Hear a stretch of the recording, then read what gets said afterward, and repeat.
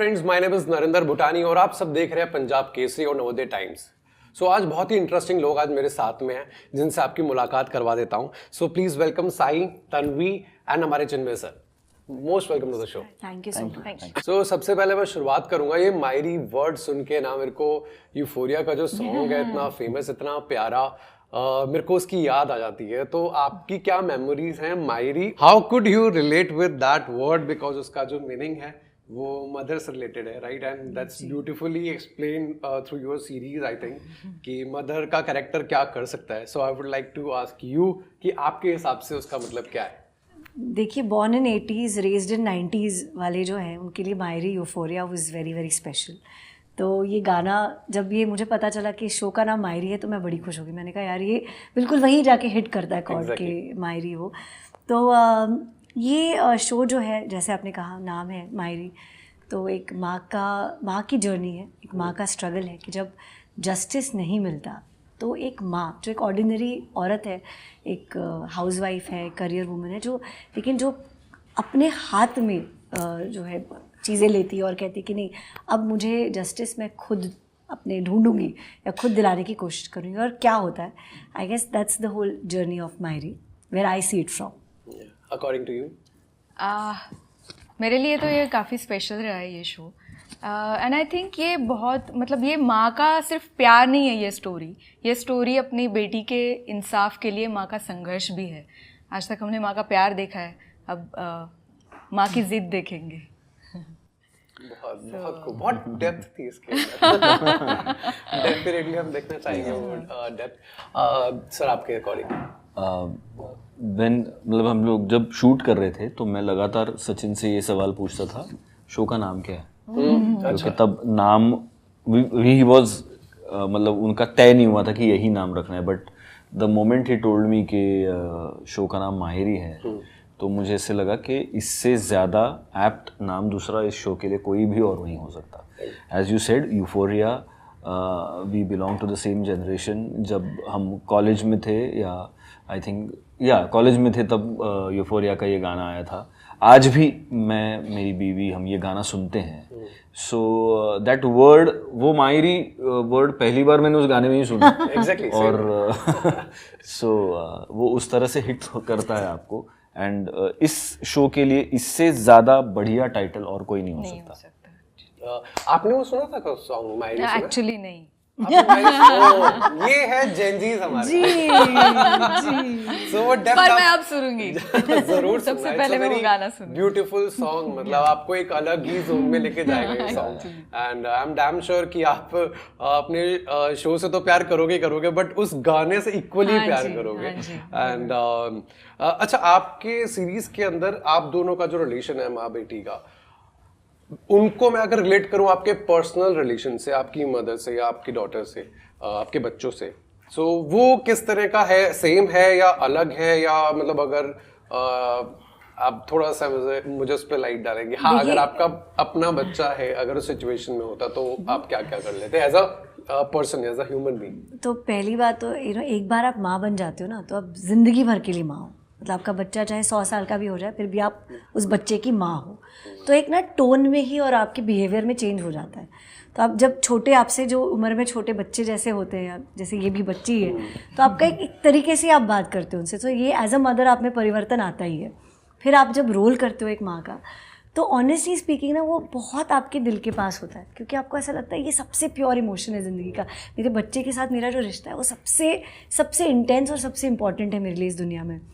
और तब जब एक ऐसा सिचुएशन आता है जिसमें आप सोच भी नहीं सकते कि आपका बच्चा किस पेन से गुजर रहा है। कहते हैं बच्चे से ज़्यादा माँ बाप उस तकलीफ़ से ज़्यादा गुजरते हैं अपने बच्चे को देखकर उस तकलीफ़ में। तो मेरे लिए जब ये सीक्वेंस हमने शूट किया था, जब पता चलता है माँ को बेटी के साथ क्या हुआ है, so it was very disturbing for me. क्योंकि एज आई सेड, मैं चाह रही थी कि कहीं ये बहुत ही रियल लगे, कहीं ये लोगों को ऐसा ना लगे कि अरे यार ये तो फील ही नहीं हुआ हमको। और कहीं ना कहीं एज एन एक्टर, वो जो लाइन होती है ना कि एक्टर और इंसान, वो ब्लर हो जाती है, क्योंकि आप उस वक्त बहुत बिलीव करते हो कि ये हुआ है। डायरेक्टर तो कट कह के निकल लेता है, फिर आप उस इमोशन के साथ बैठे होते हो, और फिर वो एक संघर्ष होता है कि आपको उसमें से निकलना है, क्योंकि आपको नहीं सोचना है कि ऐसा हो सकता है। किसी भी माँ को नहीं लगना चाहिए, I shouldn't go through it. तो as an actor it excites you also and it scares you also, because आप उस इमोशन में चले जाते हो जो आपको अनकम्फर्टेबल जगह आपको नहीं जाना, एंड एज अ एक्टर आपको एक्साइटिंग लगता है क्योंकि ऐसा लगता है आप जिंदा हो, आपने एक्टर बोल के कुछ किया है आज जिसके लिए आप इस इंडस्ट्री में आए थे, तो मिक्स्ड रिएक्शंस होती है। आपके लिए, आपकी मदर को लेके? मैं मेरी माँ से बहुत क्लोज हूँ, मतलब हमारा भी एकदम फ्रेंडली रिलेशन है। रील वाली माँ या रियल माँ? रियल वाली भी अब, और अब रील वाली भी तो जो भी कुछ बात होती है पहले अब अपनी माँ से शेयर करते हैं, वैसे ही रहा है जैसे सीरीज में दिखाया गया है। तो हाँ, ऐसा ही है। सर, आपने इस तरह के किरदार पहले भी करे हैं, सो ये वाला किरदार आपका कितना अलग है? यार अलग तो है क्योंकि स्टोरी अलग है, इस किरदार का जो वर्ल्ड है वो वर्ल्ड अलग है। हम जब कहते हैं कि हाँ मैंने पहले भी किसी फिल्म में या किसी शो में कॉप प्ले किया है, लेकिन कॉप होना उसकी पूरे व्यक्तित्व का, उसकी पूरी पर्सनालिटी का एक हिस्सा होता है। इंसान के तौर पे वो इंसान बहुत अलग हो सकता है। यहाँ पर जो कैरेक्टर है ये एसीपी अविनाश का, ये इस पूरे क्राइसिस को देख रहा है, दूर से देख रहा है।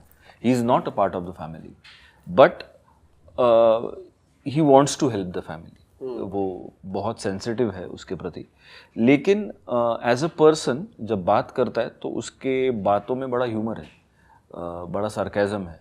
मतलब एक बंदा होता है जो कभी सीधी सेंटेंस को भी तिरछा बना देता है, ये इस तरह का बंदा है। सो वो मज़ा था उस इमोशन को प्ले करने का इस पूरे शो में। बहुत ऐसे सीन, कम सीन्स हैं जहाँ पे वो एक्चुअली बहुत सीरियस है। मतलब मुझे तो सिर्फ 3 सीन याद आ रहे हैं कि जब वो actually is very serious when he is talking to someone. Otherwise he is always joking around, he is always has some punch line, he has always some one liner up his sleeve.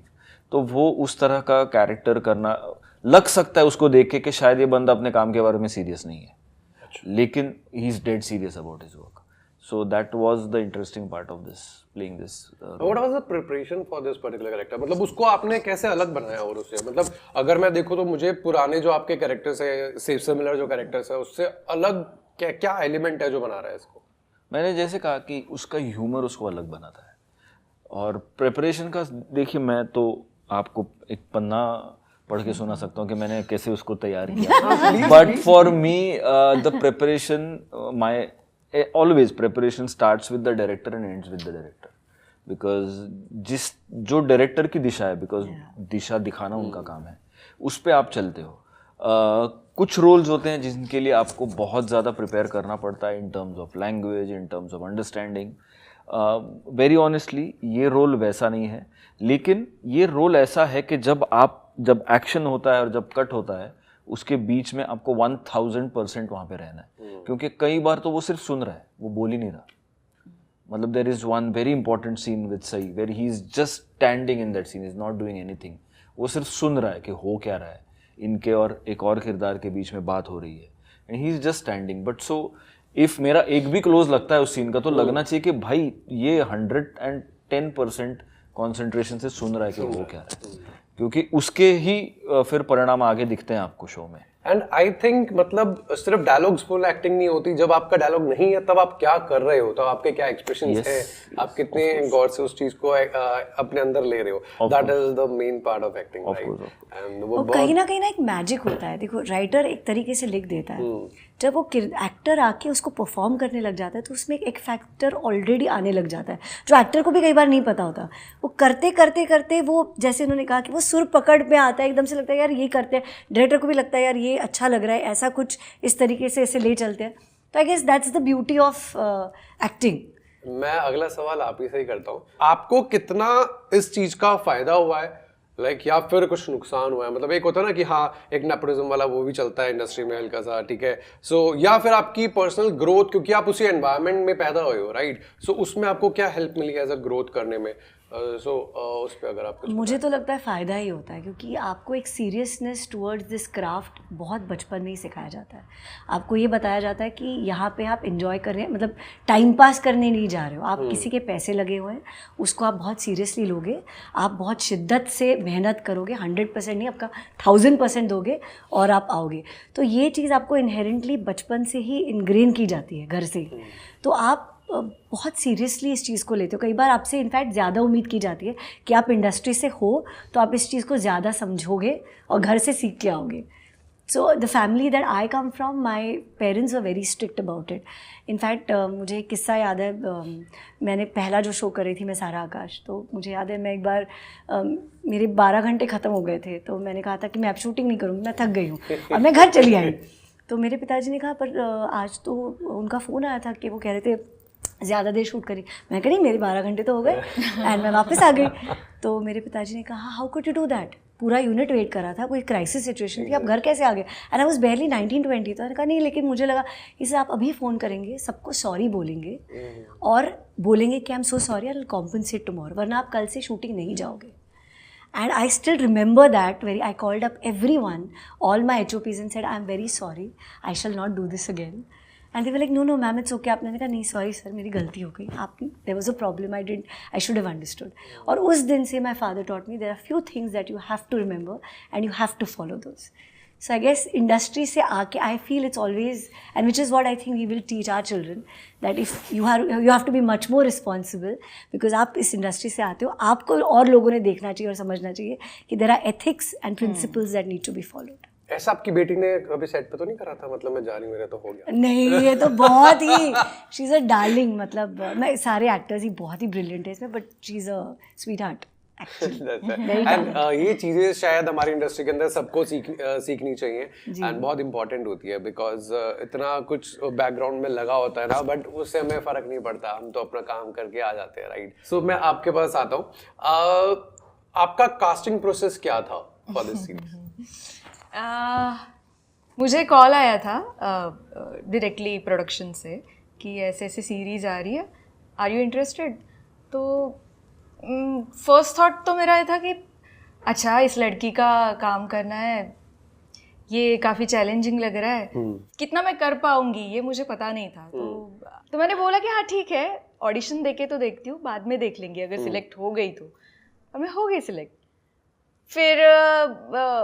फिर वो पूरी process हो गई उसके साथ, फिर मतलब sir का कॉल आया, फिर उन्होंने एक्सप्लेन किया क्या कैरेक्टर है, कैसे करना है, और वो हो गया। मतलब What were those thoughts जो आपके दिमाग में सबसे पहले वो कैरेक्टर को पढ़ के आएंगे? बिकॉज क्योंकि इससे पहले I have done a television show जिसमें मैंने एक बहू की थी बहू का किरदार निभाया था, जिसमें मुझे बच्चा हुआ था बाद में, लाइक आई मीन मदर थी उसमें मैं, और इसमें कट्टू 18 years old जेंजी गर्ल। तो वो एक थॉट तो आता है ना कि कैसे करूँगी, अच्छा तो होगा ना, हिंदी में पहला काम है, चैलेंजिंग लग रहा है, तो वो थॉट तो डेफिनेटली आया था। सर आपके पास आते हैं वापस। सर आपने बताया आपके कैरेक्टर के अंदर ना थोड़ा सा कॉमिक टाइमिंग्स है, सो एंड जितना मुझे पता है आप मराठी इंडस्ट्री से आ रहे हैं तीनों, राइट? एंड जो थिएटर का बैकग्राउंड होता है, एक तमाशा करके जो मराठी थिएटर का बहुत माना हुआ शो होता है, ऐसे जो मराठी थिएटर्स हैं, कॉमिकल जो कैरेक्टर्स होते हैं, कॉमिक्स के अंदर बहुत टाइमिंग्स में ना बहुत हेल्प होती है। सो आपको कोई उसका मतलब मदद मिली है उस चीज की, या उससे आपको कुछ हेल्प हुई हो इस कैरेक्टर पे आने के लिए? क्योंकि कॉमिक टाइमिंग्स बहुत इंपॉर्टेंट होती है to play the comedy character, right? No, as you said कि being a Maharashtrian and being Marathi, हमारे फिल्मों में, हमारे नाटकों में कॉमेडी की एक बहुत ही हेल्दी लेगेसी रही है। बहुत ही अच्छे एक्टर जिनकी कॉमिक टाइमिंग बहुत सॉलिड है, जिनको हमने बचपन से देखा है। मतलब नाम लें तो वो राजा गोसावी से शुरू होके अशोक सराफ से लेकर अभी समीर चौगुले तक, you know, there are so many names in between, so many of them, I mean I just took 3, there are more than 300। तो आप इनको बचपन से देख रहे होते हो, कुछ लोगों को आप इमिटेट भी करते हो जब आप when you are growing up and in your college days. Then also I have been a huge fan of Mr. Amitabh Bachchan, and I don't think as far as timing goes there is nobody else in this world who has a better timing than Mr. Bachchan, वो comedy की हो या किसी भी चीज़ की हो। So ये सारे influences आपके ऊपर होते ही हैं, and then when you go to a drama school, then जब आप अपनी एक यू नो स्टाइल खोजना शुरू करते हो, तो एक आपका भी सेंस ऑफ टाइमिंग डेवलप हो जाता है। मैं फिर एक बार वही कहूँगा कि वो कॉमेडी ना हवा से नहीं आती, उसका बेस स्क्रिप्ट होता है हमेशा। अगर वहाँ नहीं है तो यहाँ नहीं आ सकता, मतलब फिर उसको वो बेमतलब की कॉमेडी हो जाती है। अगर स्क्रिप्ट में वो पॉसिबिलिटी नहीं है ह्यूमर की, अगर स्क्रिप्ट में वो पॉसिबिलिटी नहीं है उस सिचुएशन की, तो फिर वो कहीं ऐसे जादू से अंगूठी नहीं निकाली जा सकती वो। सो उसका पूरा क्रेडिट जो है वो राइटर को है। क्या आप पर मैं एक कहना चाहूँगी चिन्मय जी के बारे में स्पेसिफिकली कि बिना कुछ किए बहुत कुछ कर जाना एक फ्रेम में, ये सच में इसके उदाहरण हैं। क्योंकि सीन्स हैं जिसमें ये सिर्फ खड़े हैं और इनका सिर्फ रुक के एक लुक, ये बहुत कुछ, मतलब it's enough to take the whole scene to another level. और मैं सच में कह रही हूँ कि मैं बहुत फॉर्चुनेट हूँ कि इनके साथ काम करने मिला है। क्योंकि कई एक्टर्स ऐसे होते हैं ना कि ये डायलॉग कहाँ है मेरा, ये डायलॉग तो है ही नहीं, मैं क्या कर रहा हूँ। फिर बिना कुछ किए सिर्फ अपने प्रेजेंस से एक जैसे आप आते हो और एक आपका प्रेजेंस ही बोल जाता है इतना कुछ, तो that's commendable as an actor. You are very kind, Saita. No, I really mean it. Because unspoken acting is very tough to do. So, yeah. आपका कोई है ऐसा ख्वाब कि ऐसा कुछ कैरेक्टर, जैसे हिंदी फिल्म में रणबीर कपूर की आई थी? मैंने तो शुरू ही नहीं किया सर, अभी तो बहुत बाकी है। अभी तो सारे ख्वाब बाकी बस तो ख्वाब ही ख्वाब है, अब तो कोई क्या क्या ख्वाब है आपके? क्या क्या ख्वाब है आपके, अगर हम जाने? यही है कि अलग अलग किरदार मिले, ऐसा लगे रात को जाके भाई एक्टर बने क्यों, कुछ किया हमने एक्टर जिसको कहते हैं। ये नहीं कि सिर्फ साइन करके पर डे लेकर आ गए, जो टीवी में डेली सोप करते हुए कई बार लगता है हमें, मतलब टू बी वेरी ऑनेस्ट कि यार कर तो रहे लेकिन कुछ करने मिल नहीं रहा। तो ये तो एज एन एक्टर हमेशा भूख क्या होती है। वापस आता है मायरी पे, क्या मायरी के अंदर ऐसा कुछ आपका वो अचीवमेंट हुआ है कि हाँ इस कैरेक्टर से मैंने कुछ तो करा है? नहीं, ऑफ कोर्स मुझे बहुत लगा, क्योंकि मैंने माँ के रोल कई सारे प्ले किए and I have always been very fortunate to get very powerful mothers. तो इसमें ये था कि ये बहुत ही अर्बन आज की माँ जो आपके आसपास आपकी नेबर वाली माँ होगी करने के लिए, तो ये माँ का तो एज आई सेड वो तो that was not a special part, but real माँ, रियल कई बार टीवी में होता है कि आप चाहते हो थोड़ा रियलिस्टिक करो, पर उसका एक ग्रामर अलग होता है, गलत या सही नहीं, ग्रामर अलग होता है, तो आपको थोड़ा वो ओवर द टॉप करना ही पड़ता है क्योंकि वो रिक्वायरमेंट होती है। यहाँ पे कई बार ऐसा है कि I could do what I just wanted to do, what came naturally to me. So that was very exciting. और ऐसे मैं चाहती हूँ कि आगे जाके by the grace of the Almighty कि ऐसे अच्छे अच्छे रोल्स और मिले मुझे। How was your experience working with the director? Because मेरे को ये दो जगह से सुनने को आ गया है कि हमने अपना जो हम डाल सकते थे एलिमेंट वो हमें डालने दिया गया. So how like a cooperative he was? Oh, brilliant. Sachin, this is like my I think 4th or 5th work with Sachin sir, and he is the most receptive man I have seen. आप जब मतलब आप कोई stupid भी suggestion दोगे तो वो जब तक आप फुल स्टॉप नहीं लगाओगे तब तक वो सुनेंगे, उस पे सोचेंगे या सोच रहा हूँ ऐसे दिखाएंगे आपको और फिर वो चाहे आपको ना कह दें या हाँ कह दें या जो भी कह दे.